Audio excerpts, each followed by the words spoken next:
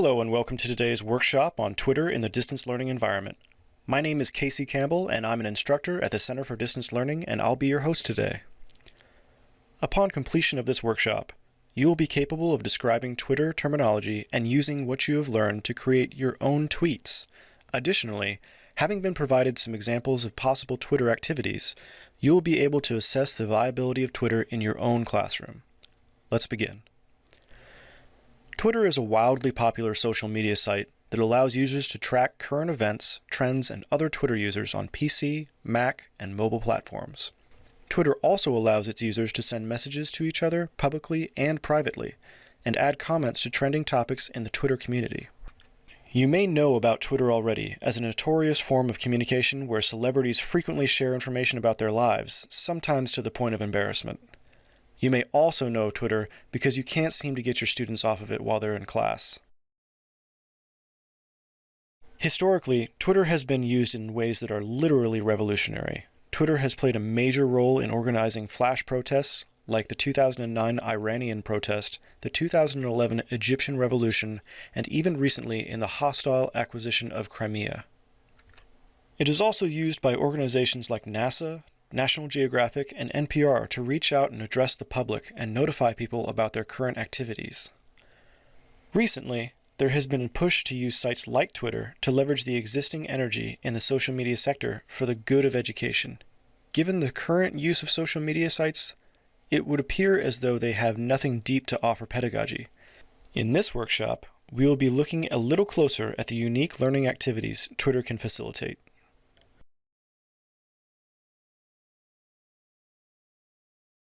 First though, we need to get acclimated to Twitter lingo and how to use Twitter's tools.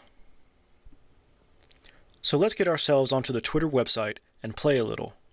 Please open a new tab or window in your web browser and visit twitter.com.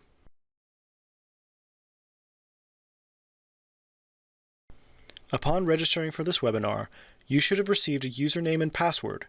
Go ahead and enter them into the appropriate fields and click Sign In to log into your CDL training account.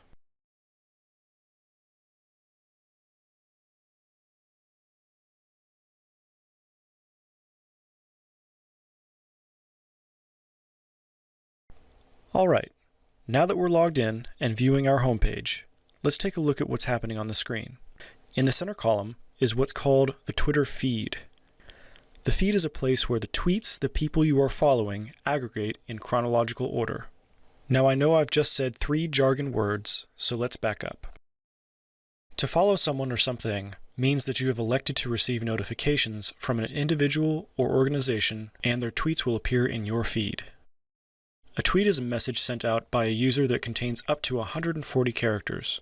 It may contain a picture, link, @symbol, or hashtag. Again, what is an @symbol and a hashtag? Let's back up. An @symbol is used in a tweet to indicate that a message is directed at a particular person. When you use the @ in a tweet and follow it up with a username like @tccCDL, your tweet will appear in your feed, the feed of your followers, and as a notification to the person you are corresponding with. If the person you are communicating with follows you, it will also appear in their feed. A hashtag acts very much like an @symbol, except that you use hashtags when you want to add your tweet to a current discussion of a topic or idea. If you use a hashtag like #CDLTwitter, your tweet will be cataloged in a Twitter conversation containing all tweets with #CDLTwitter in them. You can view all of the comments with #CDLTwitter in them by typing #CDLTwitter into the search bar up in the top right corner of the screen. You may also use the search bar to look for more people or organizations to follow.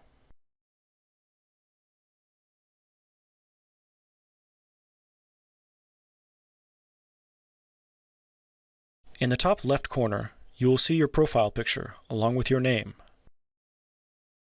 Below your name is your handle, which is what people will use to communicate with you.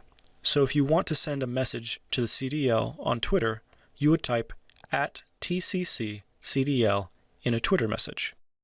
Let's give it a shot. Just below your profile window, there is a small text box that says Compose New Tweet.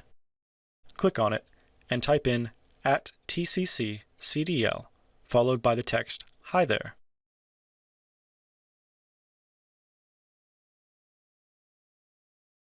Then click the big blue button that says Tweet.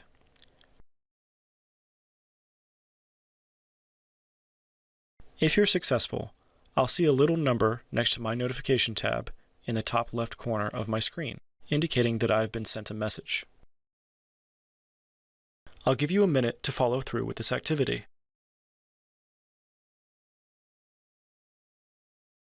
Alright, let's move on to hashtags.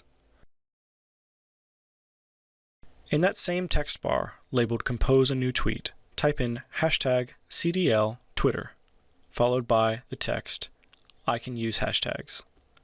Then click the Tweet button.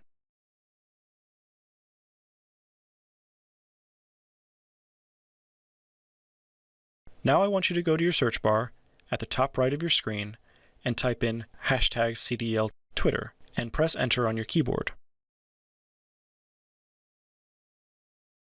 On this new screen, all the tweets that have ever been made containing the hashtag CDL Twitter are listed in chronological order. Now that we have a solid understanding of how communication works, let's follow somebody. We're going to go back to the search bar in the top right corner and type in TCCCDL and press Enter. The search results will yield the Center for Distance Learning Twitter account. Click on the image of the CDL logo and a window will pop up. On the right side of the window, there will be a button that says Follow.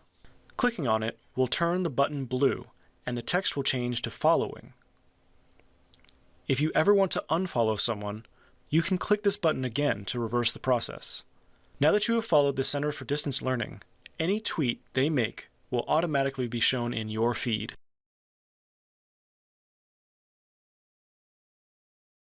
I think that at this point, you may be catching on to how Twitter works, but it may be hard to conceive of its usefulness for creating interesting classroom activities or classroom management.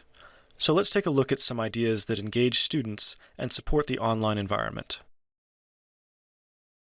If you have been teaching online already, you may have noticed that without scheduled meeting times, it's hard to stay in the forefront of your students' thoughts.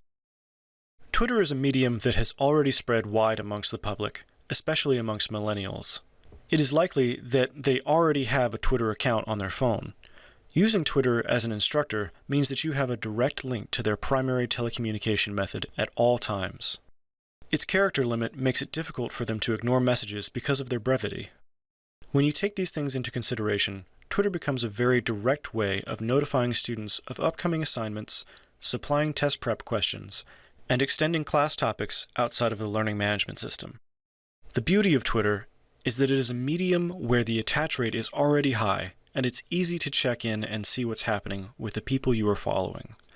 Additionally, Twitter is an excellent way of engaging students in spontaneous activity by using it as a medium for linked content. If you have need of assessing your class's understanding of weekly topics, tweet a link to a poll hosting site like AnswerGarden.com, ask a question, and see what percentage of them get it correct. This is an excellent way of doing microassessment to see if your students need further instruction. So things like notifying your students of the upcoming due dates are very basic ways of disseminating information through Twitter. But what about online activities? Sure, you want your students to use Twitter to talk about the class and help each other grow. Seeing what's going on inside their heads is helpful to your understanding of their knowledge. It's up to you to get creative and make activities that facilitate this process. This can be difficult for sure. So I'm going to provide you with some examples of how you can use Twitter to emphasize some of the 7 principles of effective online teaching, like supporting student-faculty contact, promoting feedback, and respecting diverse ways of learning. Let's pretend for a minute and imagine ourselves in a writing course online.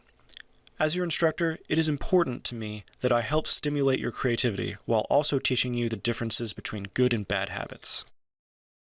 To achieve this goal, I'm going to create a hashtag called #CDL1101 and tweet a short sentence or two to that hashtag beginning a short story. I will then notify the class of the hashtag and tell them to continue writing the story themselves by contributing 1 to 2 tweets. Because of Twitter's 140-character limit, it is easy for any student, not just the motivated ones, to contribute. The result of this activity will likely be a ridiculous hodgepodge that may well be completely inscrutable. However, this too is useful. No doubt you have been teaching your students writing techniques. Non-examples are useful in learning, especially when the class has made their own relatable non-example in a fun activity. In another example that is a little more direct, imagine you are in an American history class trying to immerse your students in the study of the Cold War. Have your students construct a dialogue on Twitter where they role-play different historical figures from that time, like JFK and Nikita Khrushchev. As a final example, let's get simple. It's nice to be able to tell if your students are reading. Have your students tweet micro-reflections at either yourself or a class Twitter hashtag and encourage them to ask questions on topics they didn't quite understand. This can be an easy way of holding online office hours as well. So I think that the examples given show that Twitter really can be a functional tool in online classrooms, especially when trying to gather feedback and increase communication. It is an excellent way of creating a sense of immersion in the online classroom that is usually absent. Additionally, there are many opportunities for you to use your own pedagogical insights to get creative in your classes. In the coming weeks, the Center for Distance Learning will be creating a new series of instruction based around using other web tools in the distance learning classroom. We will be examining some additional ways of using Twitter in this series. If you are interested, start thinking about how Twitter can be used to create a live conversation around political events, how Twitter can be used to immerse foreign language students, or create mashup conversations between different courses, like geology and paleontology. We thank you for your participation and hope that you found this information useful. If you decide to use Twitter in your online classroom and you need some help or want to tell us about your experience, we would love to hear from you. Please contact us at cdl@tcc.fl.edu and have a nice day.